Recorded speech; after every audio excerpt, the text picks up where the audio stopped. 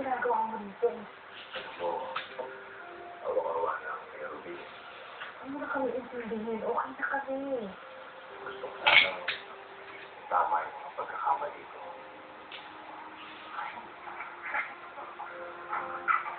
Ano naman ba nangyari?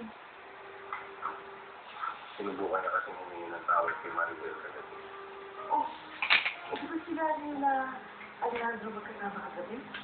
Gumawa ng paraan si Alejandro at si Hector kung magkita sila. Pero nagkakaw naman na natin.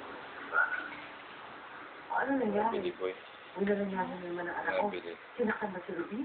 Hindi naman, pero masasakit yung mga sinabi ng nanay. Kaya naman ako nagawa dahil may kasunduan.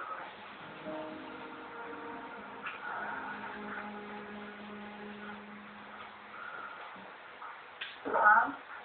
Ma'am, pagagalitan po ko ni Sir Arturo. Ako may-ari ng kumpanya nito. I own everything here. Ultimo paperclip access to what's the problem. So wala po.